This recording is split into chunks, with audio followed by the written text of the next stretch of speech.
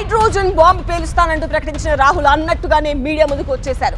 Vote చోరీకి సంబంధించి కీలక విషయాలు చెప్పారాయన. ఈసీపై ఘాటు వ్యాఖ్యలు చేశారు. సెంట్రలైజ్డ్ వ్యవస్థ ఏర్పాటు చేసి రాష్ట్ర అసెంబ్లీ ఎన్నికల్లో ఓట్ చోరీ చేస్తున్నారని రాహుల్ గాంధీ ఆరోపించారు.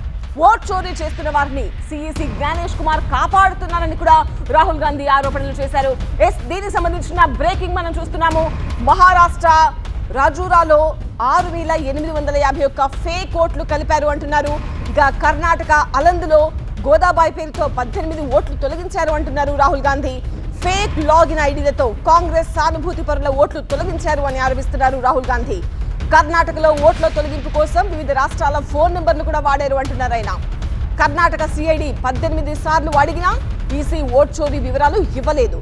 వారంలోగా కర్ణాటక సిఐడి అడిగిన ఆధారాలు ఈసీ ఇవ్వాలి అని రాహుల్ గాంధీ డిమాండ్ చేస్తున్నారు. ఇవన్నీ ఆరోపణలు కాదు, పక్కా ఆధారాలతో చెప్తున్నా అంటున్నారు రాహుల్ గాంधी. इलेक्शन कमीशन को लिखता है, कहता है भैया हमें दे दीजिए, आपको इंफॉर्मेशन देना पड़ेगा. No reply. मार्च 25 में आखिरी लेटर सितंबर में गया है, कुछ ही दिन पहले. No reply from EC. यह है सबूत कि ज्ञानेश कुमार जी वोट चोरों की रक्षा कर रहे हैं, और यह ब्लैक एंड व्हाइट सबूत है, इसमें कोई कंफ्यूजन नहीं है कहीं.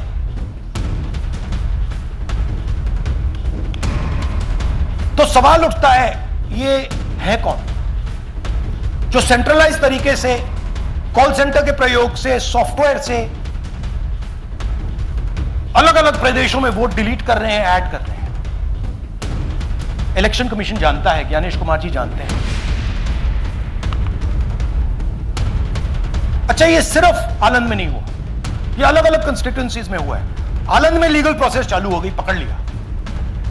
यहां महाराष्ट्र में उसी मोडस ऑपरेंडी से, उसी सिस्टम से यहां पे वोट ऐड हुए. आनंद में डिलीट, रजौरा में एडिशन. 6,850. तो हमारी डिमांड है, ज्ञानेश कुमार जी आप अपना काम कीजिए. आपने ओथ लिया है, आप हिंदुस्तान के चीफ इलेक्शन कमिश्नर हैं. आपसे कर्नाटक की सीआईडी सबूत मांग रही है. आप कर्नाटक की सीआईडी को यह सबूत 1 सप्ताह के अंदर दे दीजिए, नहीं तो पूरा हिंदुस्तान के सारे युवा इस बात को एक्सेप्ट करेंगे कि आप हिंदुस्तान के कॉन्स्टिट्यूशन, हिंदुस्तान के संविधान की हत्या में शामिल हो, हिंदुस्तान के संविधान की रक्षा नहीं कर रहे हो, और वोट चोरों की आप मदद कर रहे हो. Thank you. और थोड़ी देर में हम आपको हाइड्रोजन बॉम्ब दिखाने जा रहे हैं. नहीं, आज नहीं, थोड़ी देर में उसकी प्रिपरेशन चल रही है. पहले प्रेजेंटेशन में मैंने एडिशन दिखाया था, अब हमने डिलीशन दिखाया है, मगर हमने एक और चीज जोड़ दी है.